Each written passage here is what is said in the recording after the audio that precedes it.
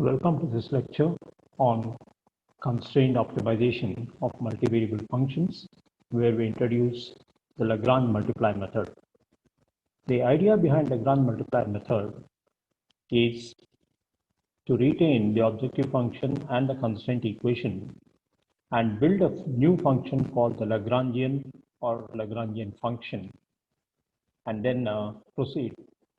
Unlike the previous case where the constraint was used to eliminate one of the variables and make the objective function with lesser unknowns, here we don't do that, but retain both the objective function and the constraint equation.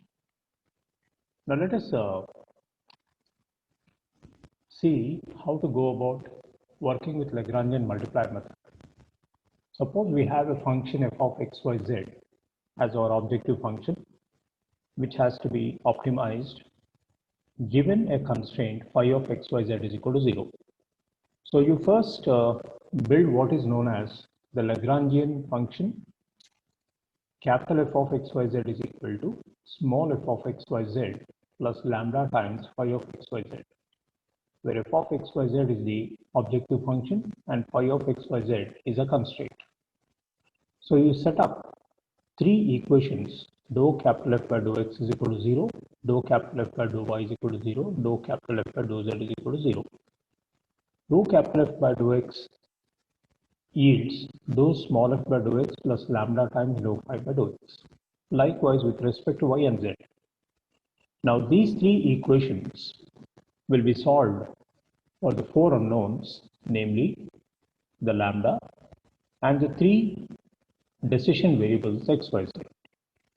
And once you find out the values of the decision variables x, y, z, you try to form as many number of critical points, and then you can test them for their maximum or minimum.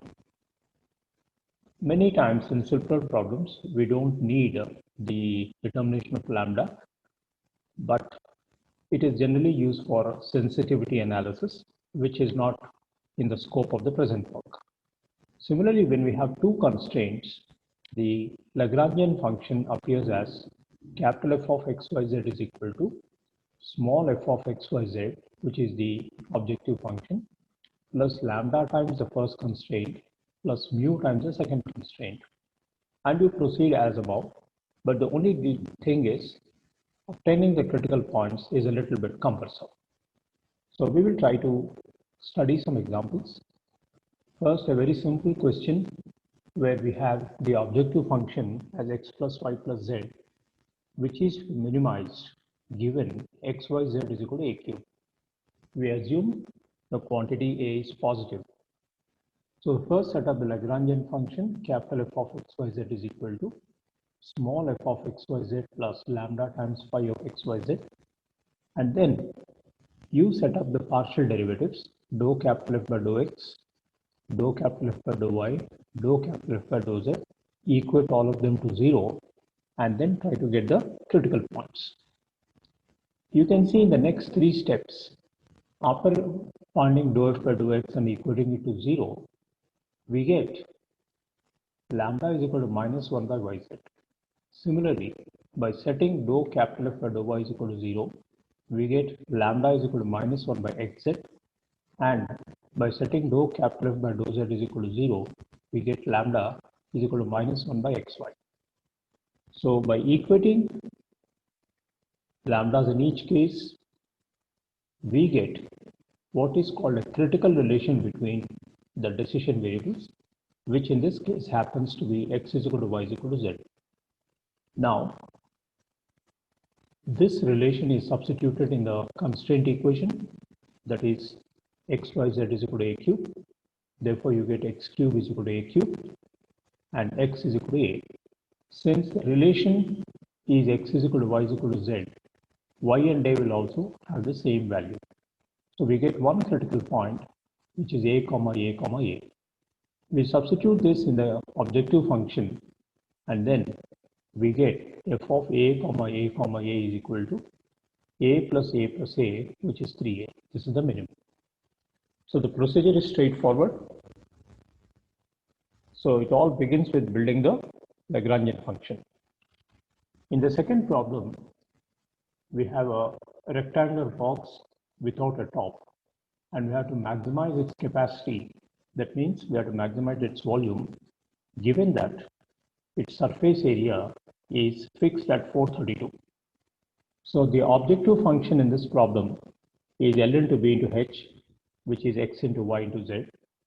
And then we know the surface area of a box without a top will be xy, that's the area of the base, plus the area of the four walls. Therefore, we get xy plus 2yz plus 2xz. And that is given to be 432. So set up the Lagrangian function, capital F of xyz is equal to the objective function, that is the volume function, plus lambda times the surface area constraint. So when we do this and set up the partial derivatives, dou f by dou x, dou f by dou y, dou f by dou z is equal to 0, and work out for lambdas, and then we get lambda is equal to minus xyz by 288. Now, when you substitute this in the system, dou f by dou x is equal to 0, dou f by dou y is equal to 0, dou f by dou z is equal to 0, we get a relation x is equal to y. That shows that the rectangular box under the given set of conditions must have a square base. Then when x is equal to y is substituted in the constraint equation, we get z is equal to 72 by y. So now, when this is substituted into the function, then we get y is equal to 12, and which means x will also be equal to 12.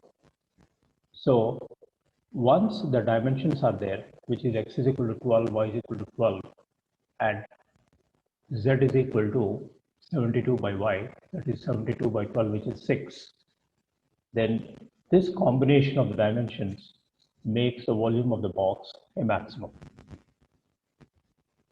In the next example, which is a small geometrical idea, we have to find the maximum and minimum distances from the origin to the curve 5x square plus 6xy plus 5y square is equal to 8. So assuming the origin is 0, 0 and any point on the curve as x comma y, the distance is square root of x square plus y square. For the sake of convenience, we'll take the square of this function to be the objective function. So f of xy will be x square plus y square, and the constraint will be the curve which is given to us. Then again, we set up a Lagrangian function, take the partial derivatives with respect to x and y, solve them, and then you will get a relation y is equal to plus or minus x. Now, when this is substituted into the constraint equation, we get 2x square is equal to 1 and x square is equal to 2. Therefore, there are some possibilities here. So, the distance between the origin and the curve can be observed to be a minimum for x square is equal to y square is equal to half, that is x is equal to plus or minus 1 by root 2, y is equal to plus or minus 1 by root 2. So using these combinations, we can easily observe that we have one clear maximum and one clear minimum. So this can be easily understood by plugging in the values of the critical points. So please observe that x is equal to y is equal to plus or minus x is a critical relation, and therefore when you take x square is equal to half and y square is equal to half, you can form all possible combinations having x and y with opposite signs, and then you only have to plug in these values in the objective function. Question number 4 is a very well-known geometrical fact. To prove that a rectangular solid of maximum volume that can be inscribed in a sphere is always a cube. So you start with a rectangular box with dimensions x, y, z, and set up the objective function, that is the volume function x into y into z, and then the sphere equation can be taken as x squared plus y squared plus z squared minus d square is equal to 0, where d is the fixed radius of the sphere. So we set up the Lagrangian function, and then as before set up the partial derivatives with respect to x, y and z, and then you find out the critical relation. You get x is equal to y, x is equal to z, and therefore we get x is equal to y is equal to z. This clearly shows that the dimensions of the rectangular box must be equal to each other in order to have a maximum for the box within the sphere. The fifth example is almost similar to the previous one. The only difference is this is a two-dimensional problem, and we have a rectangular box that should be fitted within an ellipse such that the area of the rectangle is the maximum. So everything is clear. So area of the rectangle can be taken as L into B, where 2x and 2y are the dimensions. You can see the figure why we are taking 2x and 2y. So we've got an ellipse, and that is enclosing a rectangle. Imagine the origin is the center of the rectangle and the ellipse. Then 2x will be the length and 2y will be the width of the rectangular box. Hence it is 2x into 2y, that is 4xy. And then the ellipse itself will act as a constraint. So then you apply the Lagrange's method, and then we get x is equal to plus or minus a by root 2, y is equal to plus or minus b by root 2.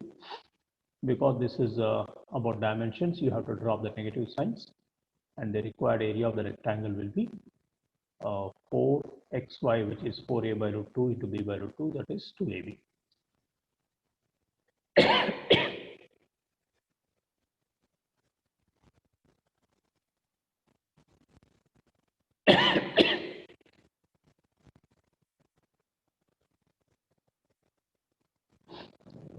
Then coming to the last example, the problem is to find the dimensions of a rectangular box of maximum volume whose surface area is fixed. So this is a problem which is similar to the earlier problem that was shown.